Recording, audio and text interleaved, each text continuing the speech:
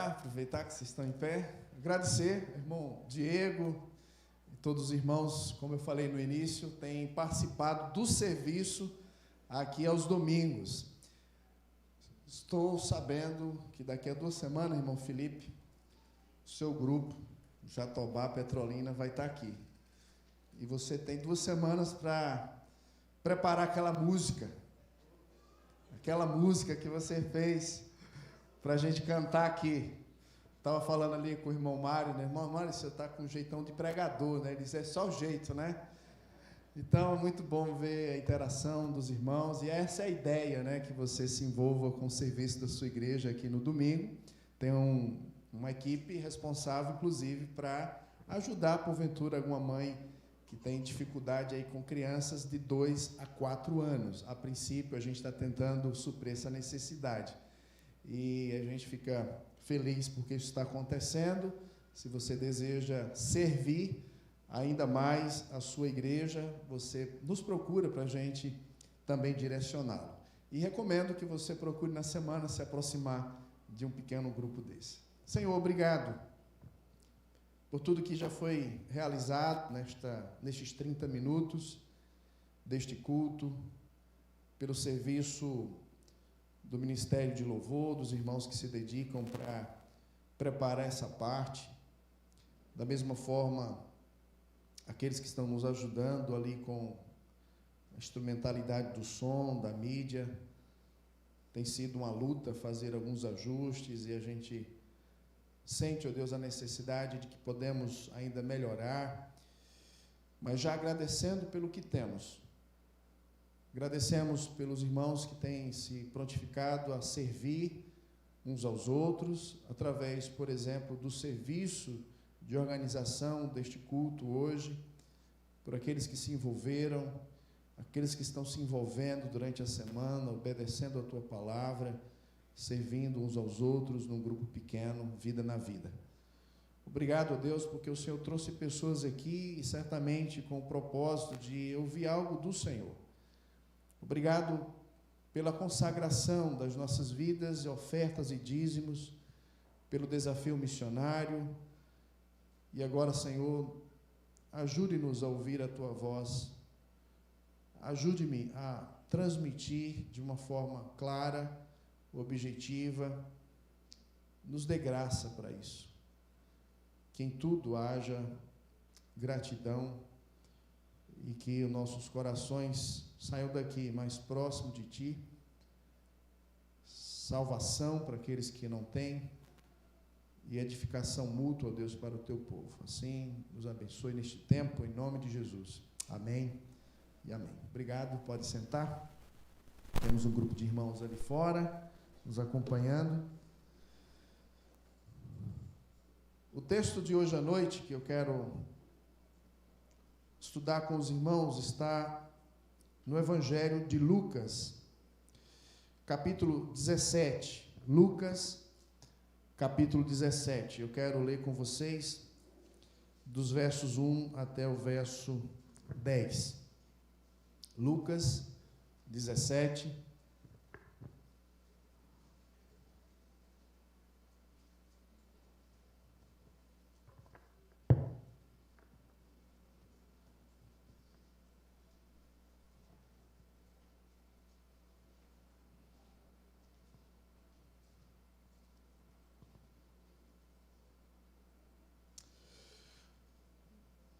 Queremos caminhar esse mês de julho ainda, trazendo alguns aspectos práticos sobre o entendimento da unidade no que tange a família, no que tange a relação familiar.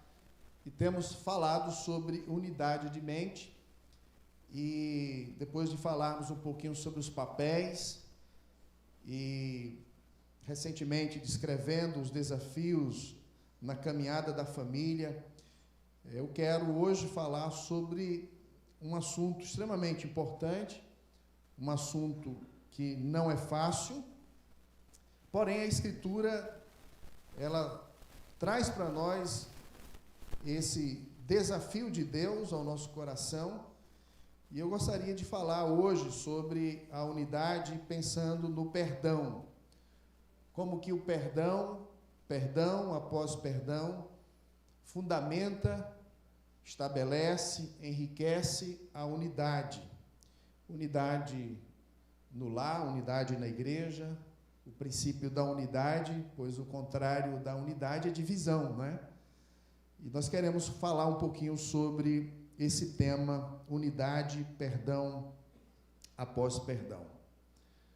Casamentos saudáveis são saudáveis porque pessoas, ou as pessoas desta casa, dessa família, desse casamento, ou que participam desse casamento, encontram alegria em cancelar dívidas. Igreja, comunidade da fé é saudável, porque dentro dessa dinâmica família da fé, pessoas decidem encontrar alegria na obediência a Deus, cancelando dívidas, perdoando pecado. Quando falamos sobre cancelamento de dívida, nós precisamos lembrar que o perdão, ele não é fácil. O perdão, ele sempre será difícil, sempre será custoso.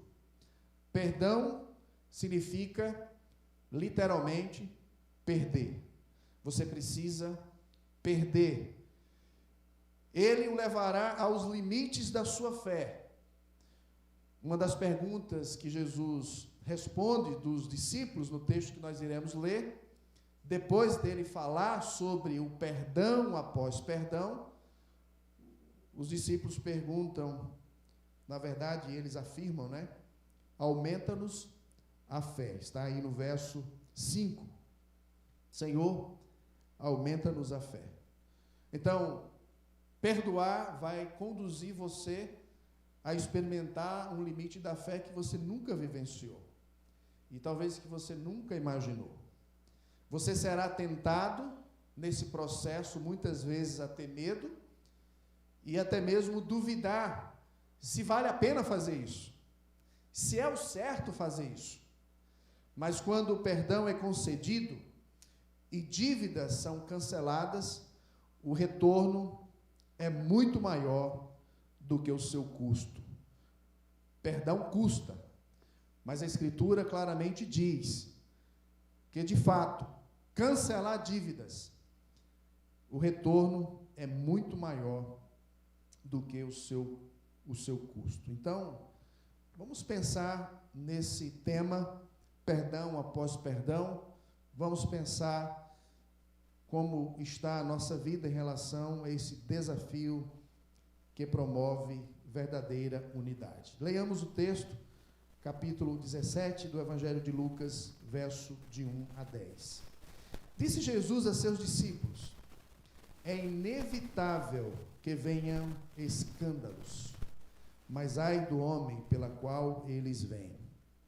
Melhor fora se lhe pendurasse ao pescoço uma pedra de moinho e fosse atirado no mar, do que fazer tropeçar a um destes pequeninos. Acautelai-vos. Se teu irmão pecar contra ti, repreende-o.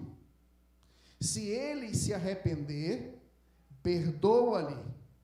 Se por 7 vezes no dia pecar contra ti, e 7 vezes vier ter contigo, dizendo: estou arrependido, perdoa-lhe.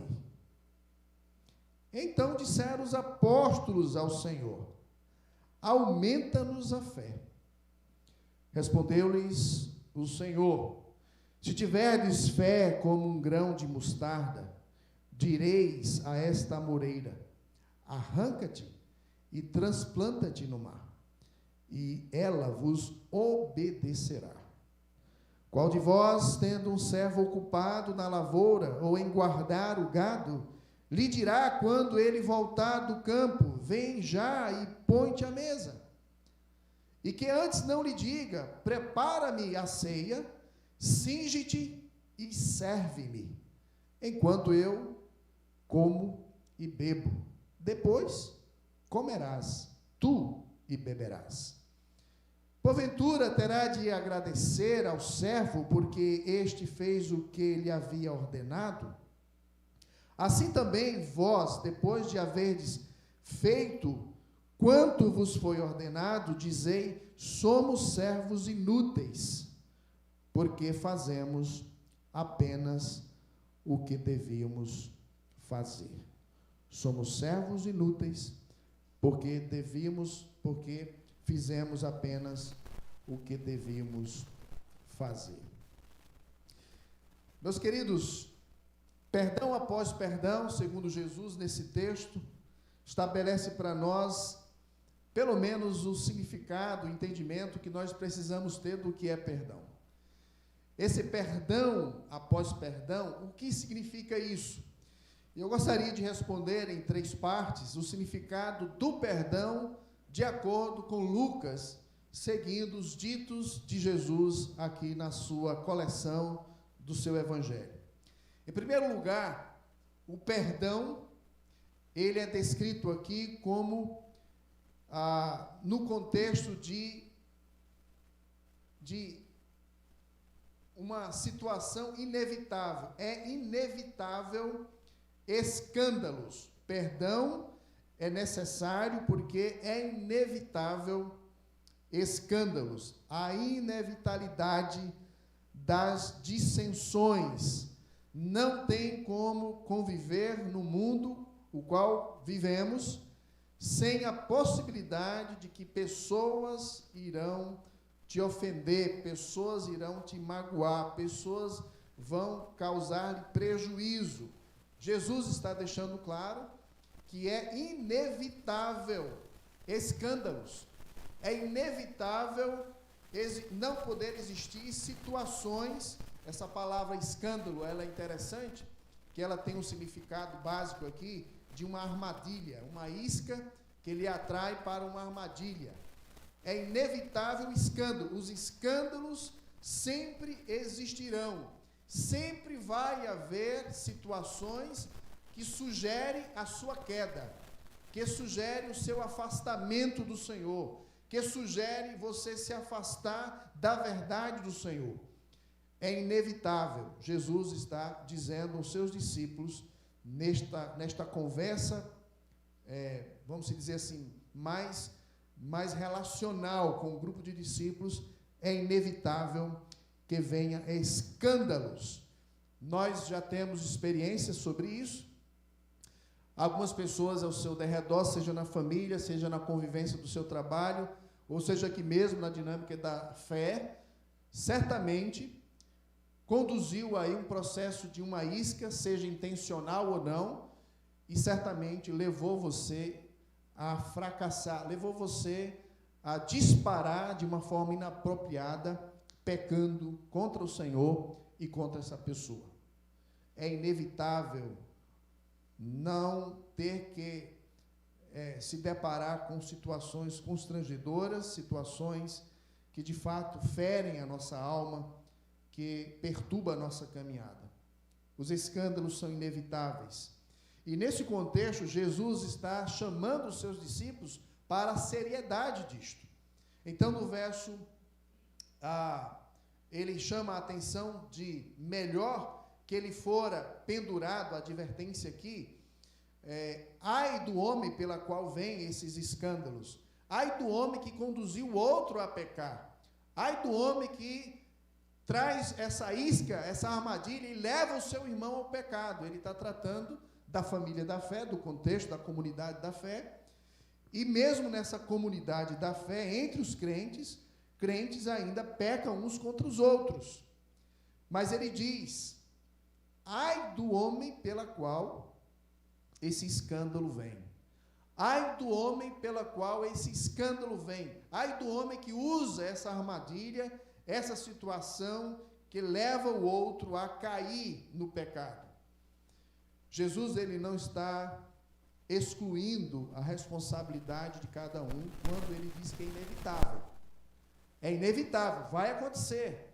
Você vai conviver com pessoas, com seu cônjuge, com seus filhos, com seus familiares, com seus irmãos, é inevitável. Mas mesmo que seja inevitável, Jesus está dizendo porque você é responsável. O fato de ser inevitável não exclui a sua responsabilidade. Ai do homem pela qual eles vêm. E aí, verso 2 diz que melhor fora que ele se lhe pendurasse ao pescoço uma pedra de moinho e fosse atirado no mar.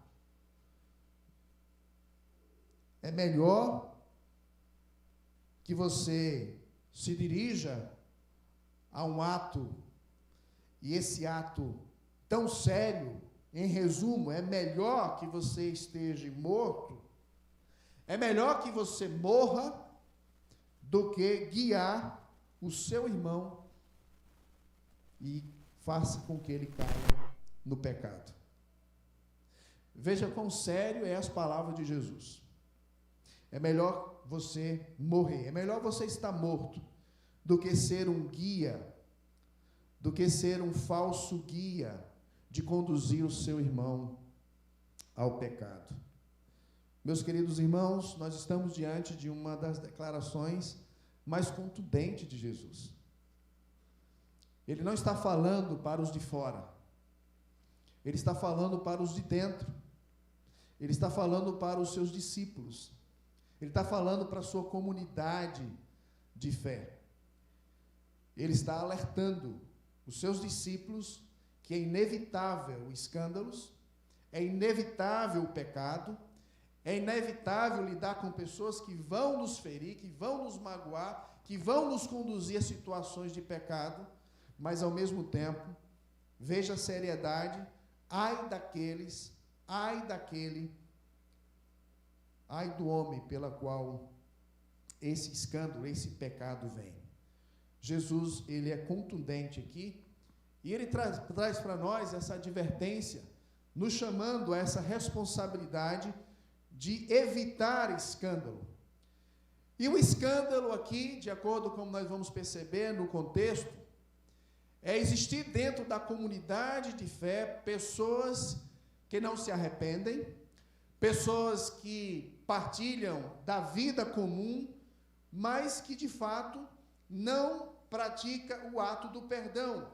Jesus está querendo chamar a atenção de que um espírito não perdoador é motivo de tropeço na comunidade cristã. Um espírito não perdoador é motivo de tropeço.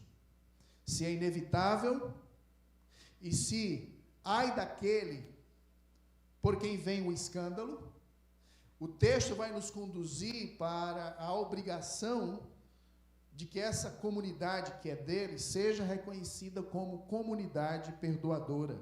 E quando existem pessoas dentro dessa comunidade que não perdoam porque mantém-se irredutível, mantém-se na condição de impenitente, que não reconhece e não se dobra à manifestação da graça em perdoar e ser perdoado, esse de fato é o escândalo que está de fato atrapalhando a comunidade cristã.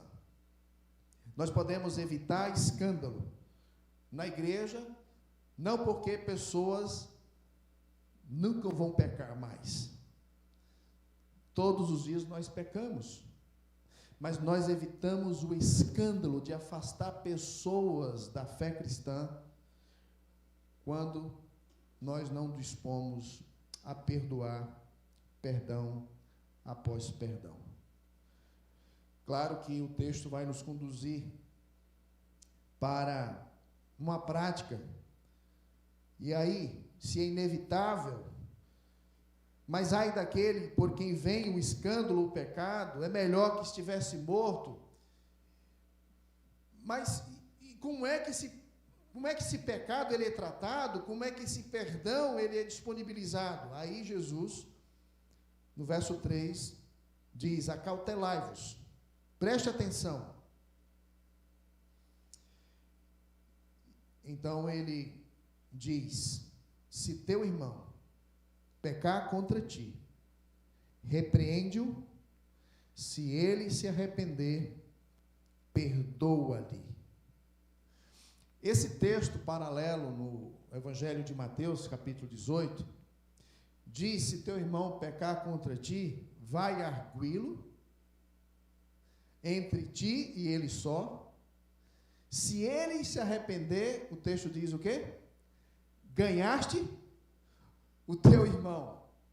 Você já parou para pensar como esse ato da comunidade perdoadora, que evita escândalo, que não permite que escândalos maiores aconteçam dentro dessa comunidade, passa por uma atitude ativa, por uma atitude intencional, melhor dizendo, uma atitude consciente, de que a pessoa ofendida é que tem que ganhar o ofensor.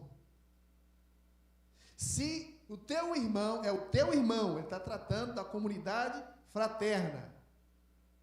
Se ele pecar contra ti, você vai com ele e você vai ganhar esse irmão.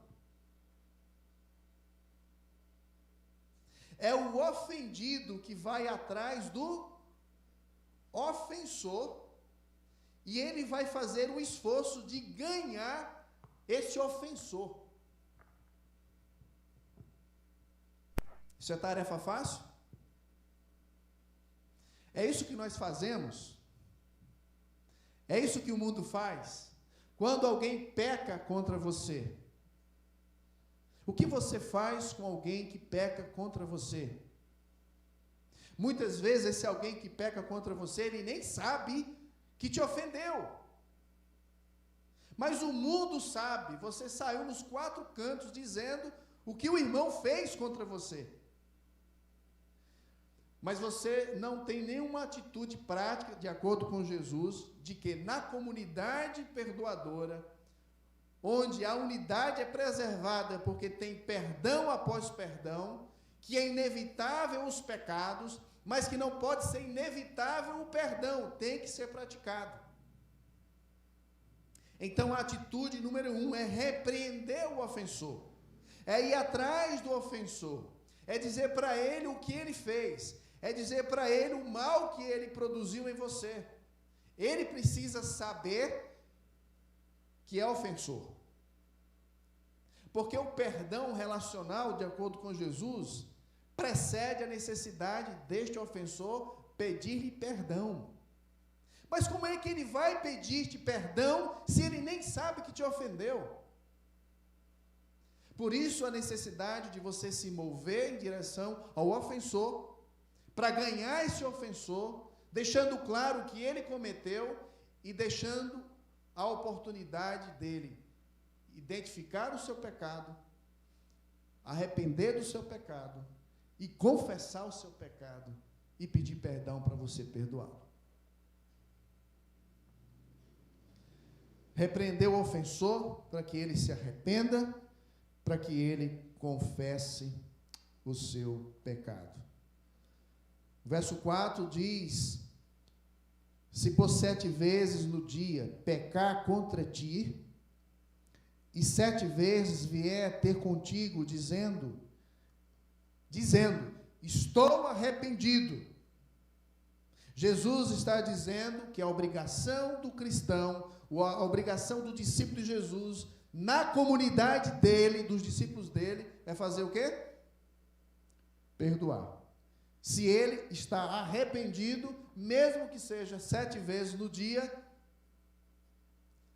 perdoe. Como é difícil isso, não é? Como isso é difícil. O contexto paralelo de Mateus, capítulo 18, nos dá o contexto lá, é um sermão, capítulo 18, né? Um discurso de Jesus a respeito da comunidade da fé, da igreja. E o texto lá de Mateus 18 começa com uma pergunta. Vamos só fazer esse paralelo? Acho que é interessante aqui. Não estava planejando fazer isso, mas vamos fazer só esse paralelo aqui. Mateus 18, verso 1, o capítulo que é todo um sermão de Jesus, o capítulo todo tratando sobre a comunidade dele, como deve se comportar, como essa comunidade de pacificador, de perdoadores.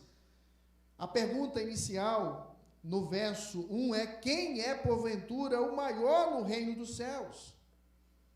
A pergunta dos discípulos é: quem é maior?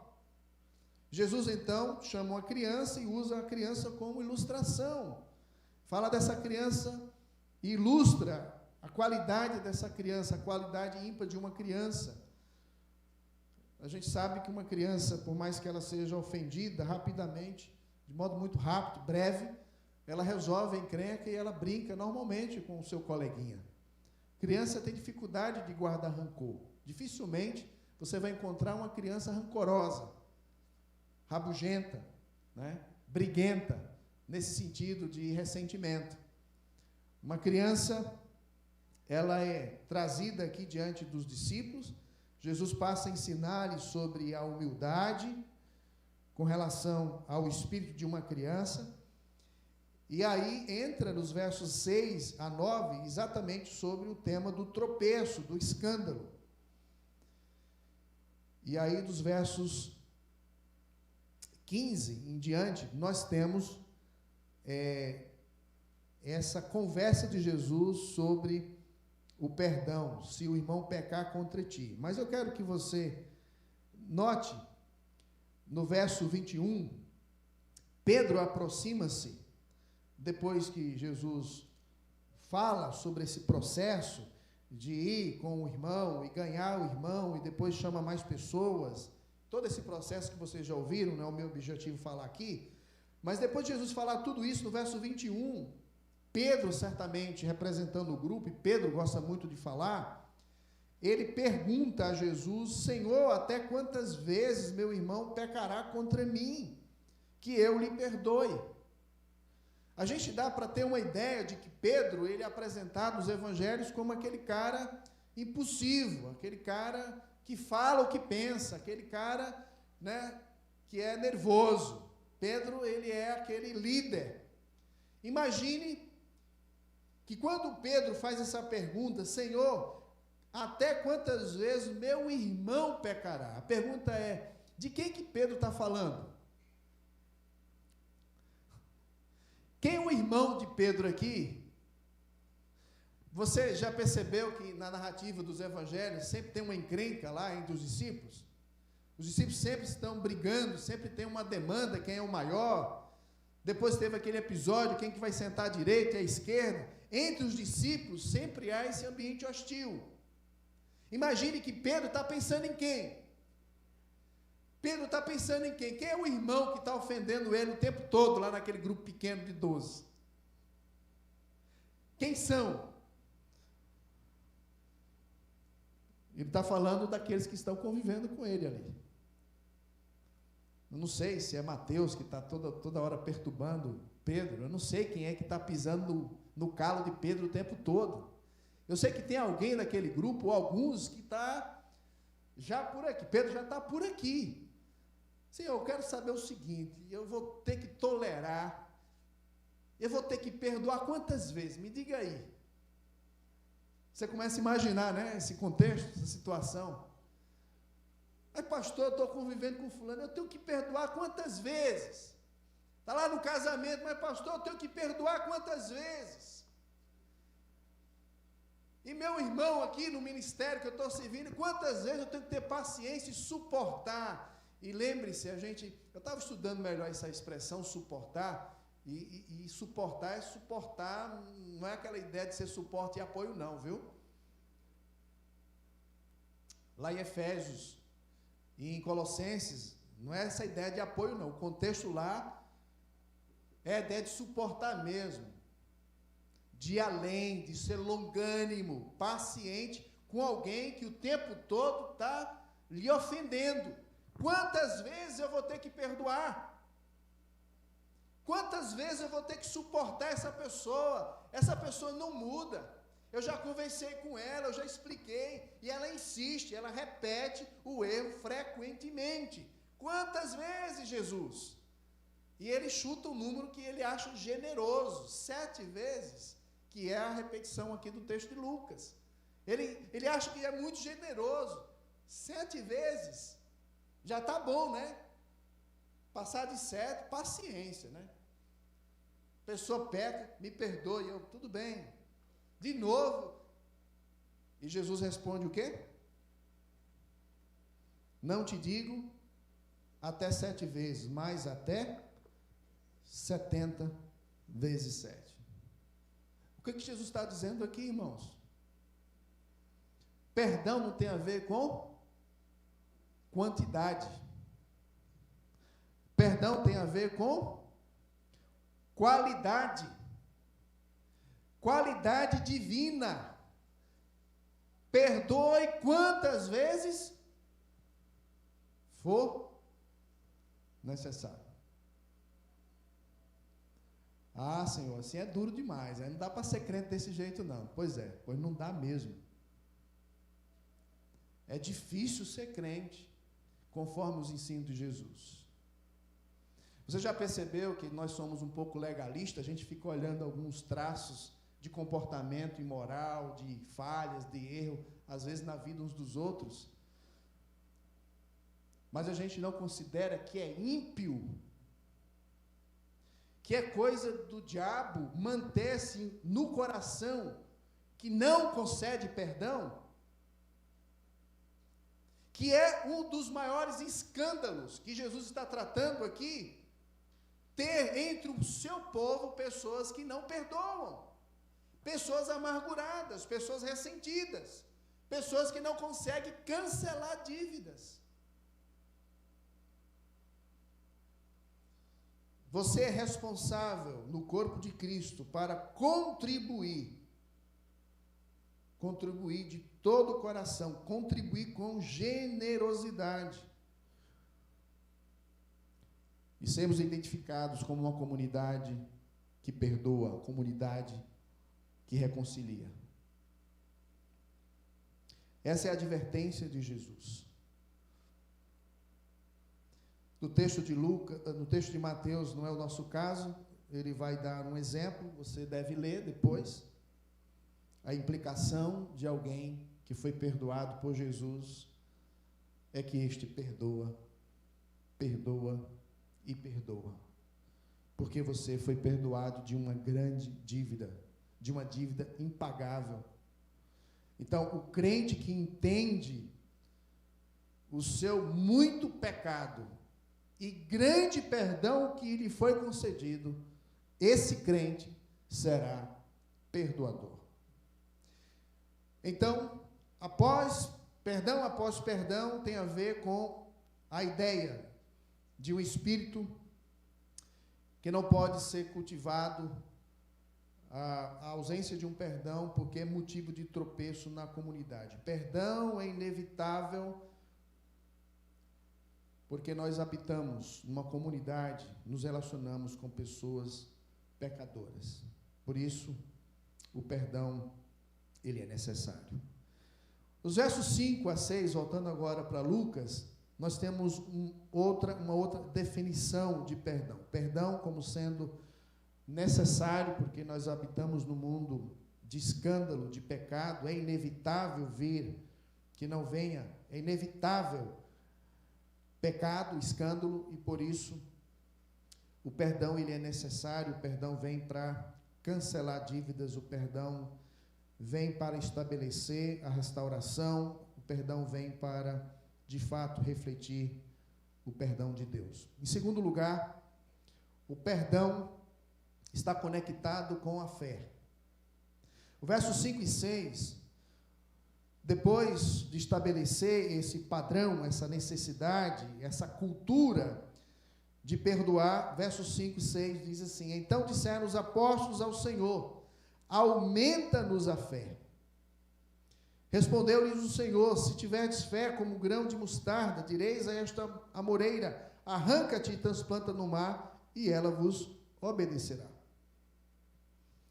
Jesus agora começa, segundo os ditos aqui colhidos por Lucas, a falar do perdão nessa cultura dos salvos, como o perdão conectado à fé. O perdão passa pelo entendimento ou pela prática da fé. E os discípulos entendem isso muito bem. Senhor, se é para perdoar desta maneira, se é para perdoar sempre, aumenta-nos a fé. E mais uma vez, Jesus vai corrigir o equívoco dos discípulos. O perdão necessariamente não tem a ver com o aumento da fé. O perdão não tem a ver com uma fé inadequada. O perdão tem a ver com uma fé praticada. Você não precisa ter muita fé para perdoar, você precisa ter fé. E mesmo que seja uma fé tão pequena, um grão de mostarda na palma da sua mão é como se fosse quase como um grão de areia. Não tem a ver com o tamanho da fé, tem a ver se você tem fé. Você tem fé, você perdoa. Se você tem fé, essa fé pequena que seja, ela tem o poder de remover coisas que são impossíveis de ser removidas. Ele usa a ilustração aqui de uma amoreira. Ela tem uma durabilidade de 600 anos em média. As suas raízes são extremamente profundas. É impossível arrancar uma amoreira. E mesmo que seja aparentemente impossível, se tiver fé, coisas impossíveis acontecem. Não tem a ver com a quantidade, o tamanho da fé. Tem a ver se você tem fé. O emprego da fé, a ação, mesmo algo impossível de ser tratado. Jesus traz para nós, irmãos, que a fé é importante. E mesmo que seja uma fé pequena, mas se é uma fé genuína em Jesus, uma fé que conheceu o seu pecado, uma fé que conheceu o seu pecado e uma fé que se arrepende, uma fé que está diante de Deus, que aprecia o perdão recebido, essa fé, simples que seja, Jesus está dizendo que ela é responsável, ela é capaz de produzir o aparentemente impossível. A fé, mesmo que pequena, pode produzir o que é aparentemente impossível. É impossível perdoar fulano. É impossível perdoar Beltrano. De novo e de novo foi feito isso. Isso é impossível. Jesus disse que a fé, ela produz o aparentemente impossível. É claro que nesse contexto, novamente, precisamos ter em mente aqui o processo de confrontação, de repreensão, de estabelecer um relacionamento que exige da outra pessoa o confessar, para que eu possa então perdoar e vice-versa.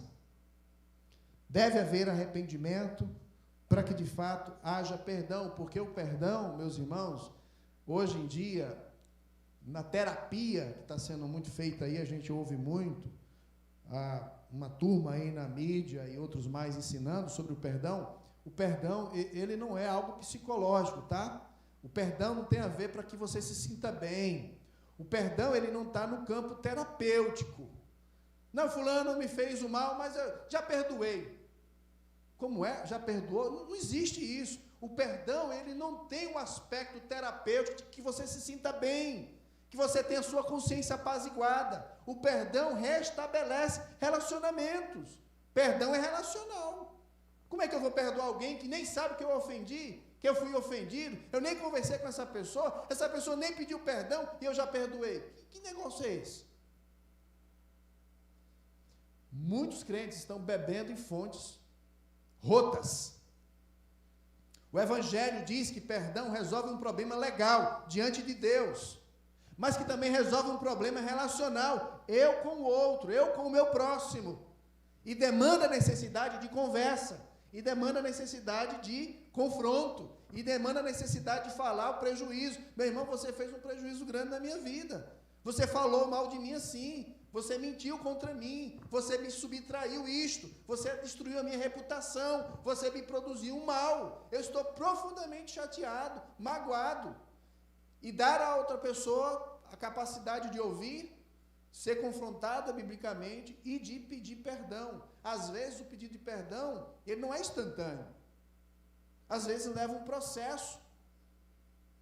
Alguém recentemente disse que demorou pelo menos 4 anos para ter que admitir que errou contra alguém e foi pedir perdão, 4 anos depois.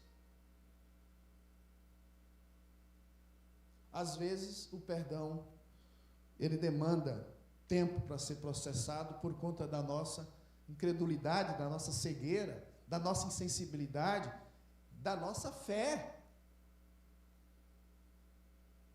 da nossa obediência a Jesus. A gente precisa considerar esse ponto como sendo extremamente importante nessa pauta. Perdão após perdão demanda fé. Perdão após perdão demanda considerar, é inevitável. Você vai habitar com pessoas, o seu casamento vai ser afetado, e se você não decidir cancelar dívidas, você vai ter problemas. Geralmente, pessoas que resistem cancelar dívidas, perdoar, e mesmo que seja várias vezes, essas pessoas, elas começam a enfrentar um processo que vai se repetindo e vai solidificando uma condição, um hábito na vida que é inviável os relacionamentos. E aqui eu quero chamar a atenção dos casais. Geralmente, a ausência do perdão danifica muito, mas danifica muito, mesmo que seja lentamente, no seu casamento. A ausência de perdão geralmente vai produzir em você imaturidade. A ausência de perdão vai produzir em você repetição de fracasso. A ausência de perdão vai fazer você se condicionar a hábitos, e hábitos de conforto que você não quer resolver demandas, você não quer tratar, você não quer mudar. Então você deixa para lá. Deixa para lá, o tempo vai resolver. E você não trata biblicamente assuntos que devem ser tratados. E aí é outra aula, não dá para falar agora, mas como você definir qual pecado deve ser tratado, deve ser arguido, deve ser questionado, confrontado? Que ato dessa pessoa demanda de você uma atitude de procurá-lo? Mas geralmente a falta de perdão produz na vida de alguém maturidade, uma sequência de fracasso, porque ele não consegue resolver as demandas que sempre vão se repetindo. Ele se estabelece no conforto, ele começa a montar um esquema de defesa, sempre quando vai tocar no assunto, ele já tem uma defesa, ele já tem uma desculpa, ele já tem um desvio, ele já redireciona, ele tem um esquema forte de defesa. Alguém que não perdoa, ele nutre, começa a nutrir agora a aversão, ele tem aversão à pessoa, e toda essa realidade de imaturidade, fracasso, esse conforto, ele não quer caminhar para melhorar as coisas, ele tem essa autodefesa, e ele tem essa aversão, ele começa a andar pesado, sobrecarregado, ele se sente pesado, a alma pesada, e ele não consegue andar. E aí geralmente vem a inveja, ele começa a olhar para os outros, ele começa a olhar para o marido do outro, da outra, ou a esposa, né? Ele começa a olhar para o outro casal, e ele começa a se entregar a fantasias de fuga, e a coisa vai crescendo e crescendo, e por causa da falta de perdão, o casamento é enferrujado, destruído, por causa da chuva diária de pequenas gotas de perdão não concedido. Pequenas gotas de perdão não concedido. Você precisa aprofundar o entendimento da fé que você possui, porque ela pode produzir o aparentemente impossível. você precisa estabelecer a cultura do perdão. E por fim, dos versos 7 a 10, nós vamos ter a figura de um servo, como falamos hoje de manhã. O perdão sendo ilustrado a partir de um servo obediente, onde o servo entende que a sua obrigação, a sua melhor postura de se conformar à vontade de Deus, perdoe. Esse servo que perdoa e perdoa, ele entende que essa atitude não gera na sua relação com Deus crédito extra. Aqui a base nunca será meritória. Veja como Jesus ilustra isso, de acordo com Lucas. Qual dentre vós tem um servo ocupado? Você tem um servo, um escravo, a palavra aqui é escravo mesmo, tá? Alguém que se coloca em segundo lugar e tem os interesses e as necessidades do outro em primeiro. É alguém que está submetido, inteiramente submetido, obediente a cumprir os desejos, as vontades e suprir necessidades do outro. Esse é o servo, o escravo. Diante da ordem de perdoar, perdão após perdão, esse servo, ele faz suas obrigações, ele vai para a lavoura, ele guarda o gado. Depois que ele faz tudo que ele deveria fazer, você não diz, vem cá agora, senta à mesa. O servo vem da lavoura, da roça, e o patrão está ali, fulano, já fez tudo que você devia fazer? Fiz, então senta aqui agora, vamos jantar, ou vamos almoçar. Ele diz, não. O que faz? O patrão, o Senhor vai dizer, prepara a minha ceia, cinge-te, serve-me. Enquanto eu estiver comendo e bebendo, aí sim, depois você vai comer e beber. É assim que o servo faz. Ele está preocupado em atender as demandas do seu Senhor. Ele está olhando para as mãos do seu Senhor e aos comandos do seu Senhor. O servo não tem vontade própria. Ele está submisso à vontade do seu Senhor. Verso 9. Porventura terá de agradecer ao servo, porque este fez o que ele havia ordenado? Terá de agradecer ao servo, porque este fez o que ele havia ordenado? A obrigação do servo é fazer o que o seu Senhor já tinha prescrito. Depois que o servo faz tudo direitinho, faz tudo, o seu Senhor lhe deve obrigação, lhe deve a gratidão, lhe deve o retorno e poder, então, assim, gratificá-lo. Verso 10, a conclusão diz, assim também vós, Jesus se reporta aos seus discípulos, assim também vós, meus discípulos, depois de haverdes feito quanto vos foi ordenado, dizei, somos servos inúteis, porque fizemos apenas o que devíamos fazer. O desafio de uma fé que perdoa. O desafio de uma fé obediente, submissa, que perdoa, que estabelece a cultura da pacificação, depois que este faz tudo o que o seu Senhor pede, depois que este tem em conformidade a vontade de Deus, este servo, ele não tem crédito extra.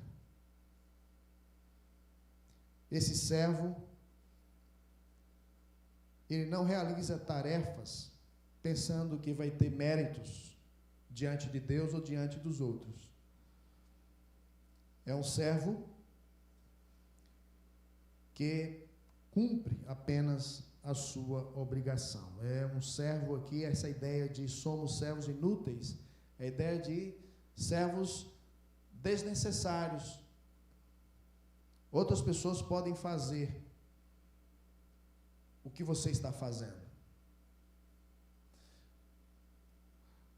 O seu caráter é insubstituível, mas o que você faz é substituível. A sua pessoa e o seu caráter é insubstituível, mas o que você faz é substituível. Se você não faz, outros vão fazer. Se você não obedece, outros irão obedecer. Por isso, somos servos desnecessários. Estamos apenas fazendo o que devemos fazer. Isso, irmãos, traz para nós a ideia de humildade. E traz a ideia de uma humildade alegre. Esse servo, ele não está rabugento, ele não está se achando que tem direitos, porque está fazendo tudo direitinho. Esse servo, ele não chega diante do seu Senhor com a cara fechada, amarrada. Eu trabalhei, fiz tudo, pensei que chegaria aqui, encontraria o meu patrão na mesa, me convidando para tomar um café com ele. Ele me manda fazer a obrigação completa e preparar tudo e servi-lo. Não, ele faz com alegria, ele é humilde. E aqui, meus irmãos, vem o segredo. Porque tudo na vida cristã é graça. Tudo na vida cristã é graça.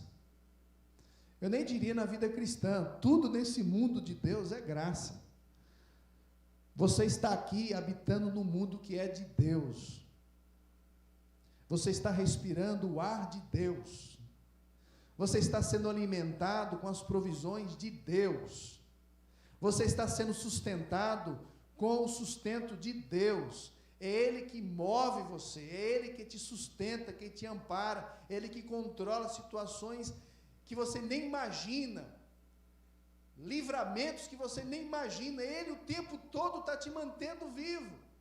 Não é que você é inteligente, não é que você é capaz, não é que você foi sábio e escolheu o seu trabalho, não é porque você é um trabalhador proficiente. Também, mas tudo nessa vida é graça. Graça imerecida, Ele nos dá, não é porque Ele está nos pagando, não é porque Ele está nos dando em troca algo que nós estamos fazendo para Ele. Tudo é graça, mas muito mais graça, irmãos, é participar da família dEle, ser servo dEle. Então esse servo, ele está completamente tomado de humildade, ele sabe o que tem que fazer, e ele tem alegria em fazer exatamente a vontade do seu Senhor. É uma humildade alegre, ele cumpre suas tarefas, sem esperar mérito ou qualquer vantagem sobre Deus ou sobre os outros. Meus queridos, as pessoas não perdoam e nós não perdoamos simplesmente porque nós nos apegamos a esse direito, nós estamos amarrados a esse conceito meritório. Alguém perguntou se o perdão é mais fácil e benéfico, por que ele não tem muita popularidade? Se o perdão cura, inclusive, alguns especialistas e médicos têm estudado sobre isso e têm escrito muito material dizendo que muitas pessoas que estão tendo problemas de saúde, têm extrema conexão com uma vida ressentida, amargurada, tem uma extrema conexão com o perdão. E eu estou dizendo de pessoas que são descrentes, médicos que estão pesquisando, principalmente problemas no corpo, tensões, dores, pessoas tensas, as emoções agindo no corpo, gerando câncer, gerando gastrite, infarto. Pessoas tão ressentidas, tão amarguradas com o outro, que o coração vive a mil o tempo todo. Pior quando ele vê aquela pessoa, né? Pior quando ele tem que sentar com aquela pessoa.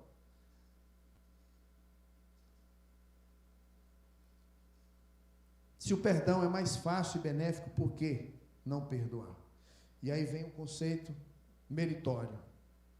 Porque para muitas pessoas, essa é a ideia, a dívida gera a sensação de poder. Fulano pecou contra mim. E eu começo a usar isso como poder. Dívida é poder. Há poder em ter algo na minha mão que eu possa ameaçar o outro, que eu possa falar do outro. Há o poder em usar a fraqueza ou fracasso de uma pessoa contra ela. Eu tenho nas minhas mãos isso que ela me fez. Em momentos em que queremos que a nossa vontade seja feita, nós tiramos da manga o erro da pessoa e mostramos. E exibimos. E apresentamos. Você lembra o que você fez? Poder. Eu não perdoo porque eu quero estar no controle. Eu tenho poder sobre você. Vou te humilhar, seu caba, né? Eu vou sempre esfregar na sua cara o que você fez contra mim. Eu vou lembrar você. Quem bate, esquece, mas quem apanha, né? Eu não esqueci não, viu? Eu tenho poder. Também, essa dívida da outra pessoa que eu não quero cancelar, eu não quero perdoar, gera uma certa identidade. Eu me agarro ao pecado, às fraquezas alheias da outra pessoa, e aquele erro da pessoa me marca, e pessoas não conseguem fazer mais nada na vida. Gente, espiritualmente falando, tem pessoas na igreja que não crescem na fé, porque se amarrou ao erro que a pessoa cometeu anos, meses, dias atrás. Não resolve. Aquele pecado, aquela falha está entranhada na personalidade dela, na identidade dela.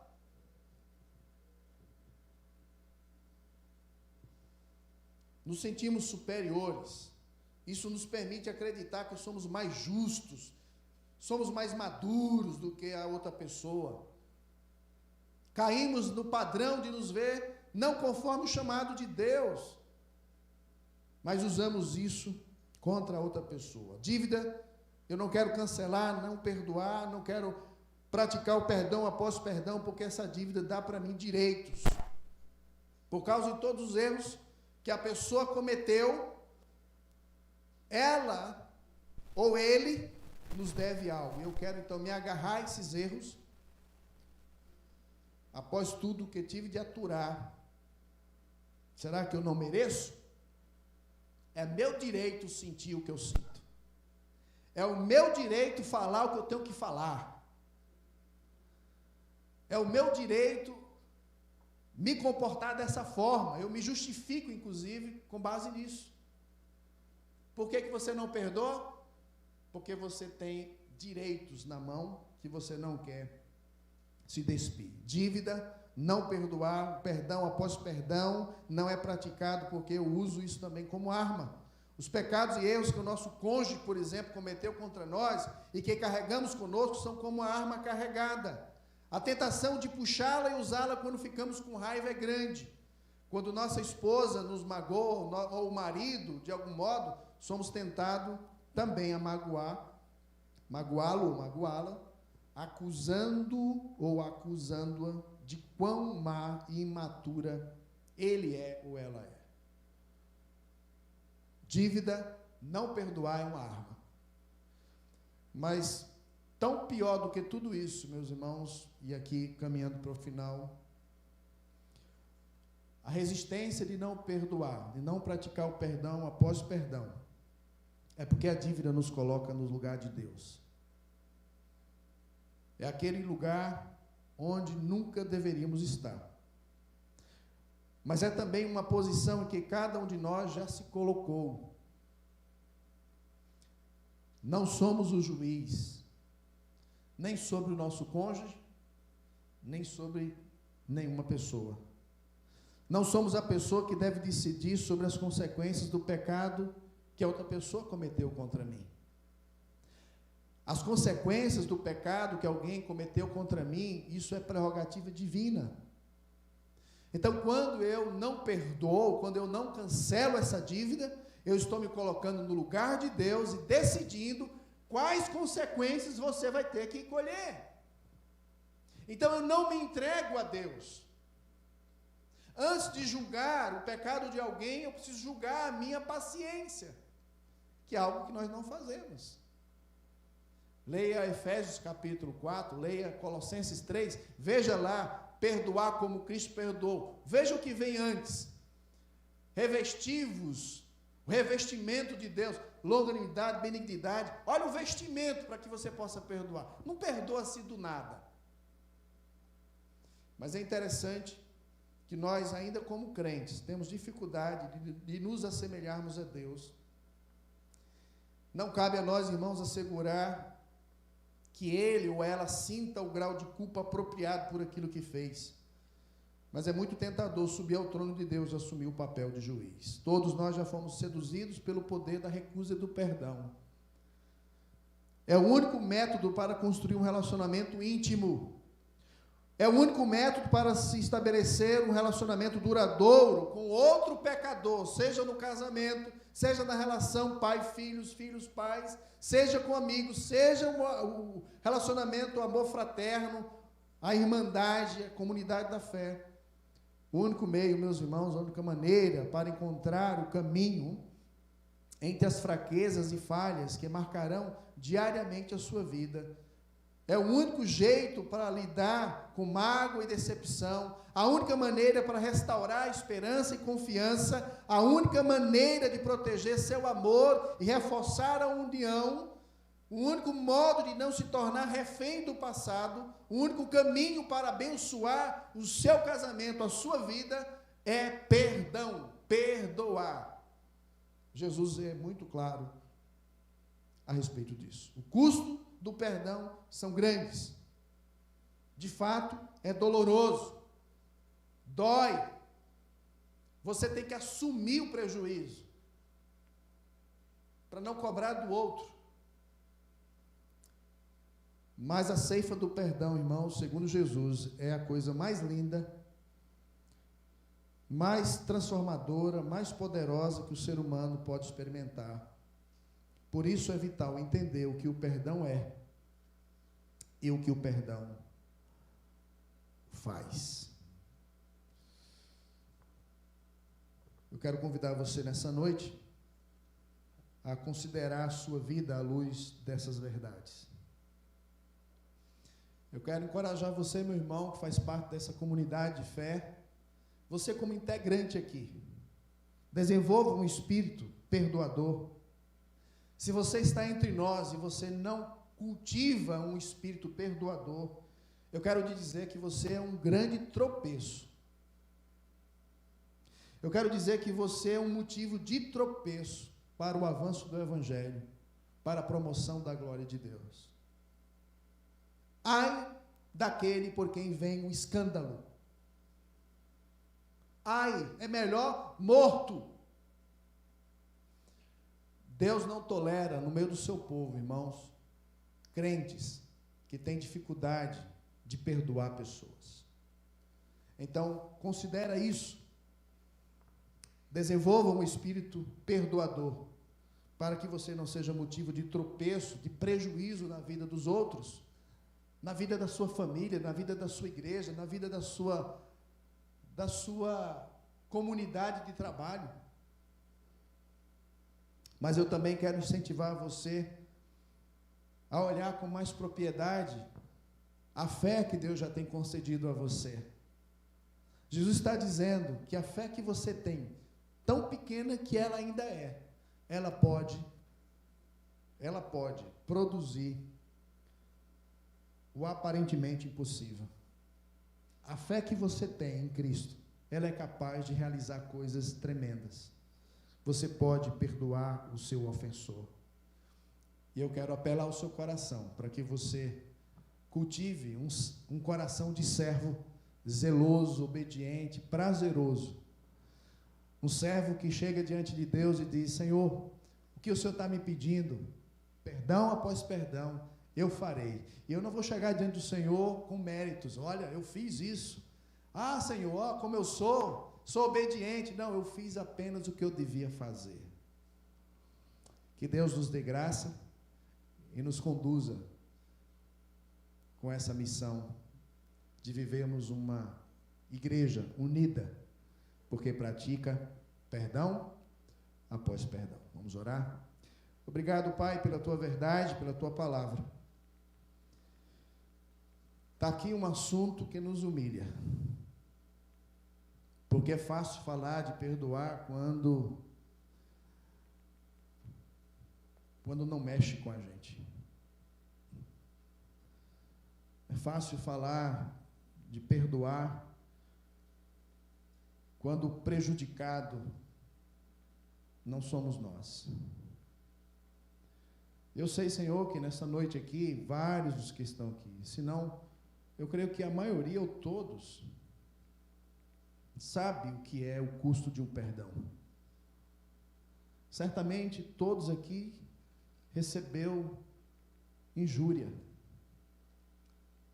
Certamente todos nós aqui, Senhor, já sofremos as garras do pecado na nossa alma, causado por outra pessoa. Algumas experiências foram traumáticas, algumas situações, ó Deus, foi só por graça mesmo. Experiências de traição, de infidelidade, reputação que foi para o espaço, porque pessoas fuxicaram, a maledicência tomou de conta e o assassinato de reputação foi praticado. Eu não sei, Senhor, as experiências de todos que aqui estão, mas eu sei que de alguma medida nós já sabemos o custo de perdoar. Mas, Senhor, nós te agradecemos, porque o que o Senhor pede de nós, o Senhor já fez. Na verdade, nós só podemos perdoar porque o Senhor foi o primeiro a fazer isso. O Senhor foi o primeiro ofendido, que foi atrás de ofensores, inimigos, homens, mulheres que desdenhavam da tua santidade. Ó Senhor, nós desprezamos o teu nome, fizemos pouco da tua glória, desdenhamos do teu filho, matamos o teu filho. Ainda hoje, Senhor, à luz da gloriosa revelação do Evangelho, vergonhoso, Senhor, mas ainda pouco respondemos aos apelos e ao chamamento do Evangelho. Mas o Senhor insiste em nos perdoar. O Senhor é longânimo, assaz benigno. O Senhor se compadece de nós. Tamanho amor fiel a uma aliança que foi feita.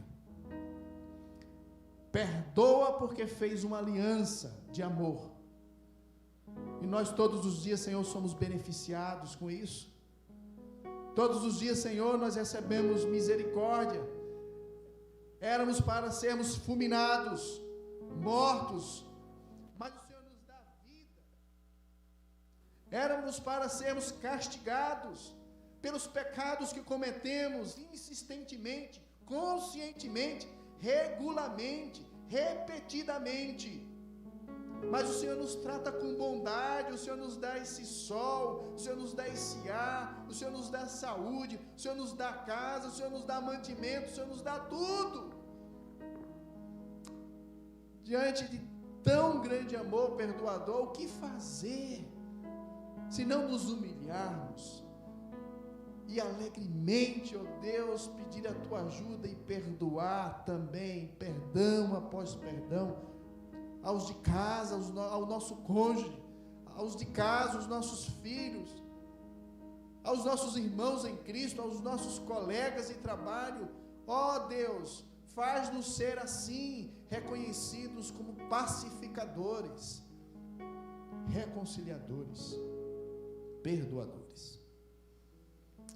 Nós clamamos, ó Deus, que o Senhor opere em nós a tua vontade e nos dê alegria, a cura de vivermos vidas saudáveis, espiritualidade saudável, porque estamos te obedecendo, fazendo o que servos devem fazer, praticando o perdão após perdão. Assim, ó Deus, nos abençoe em nome de Jesus. Amém e amém. Vamos ficar de pé e vamos terminar cantando o último cântico.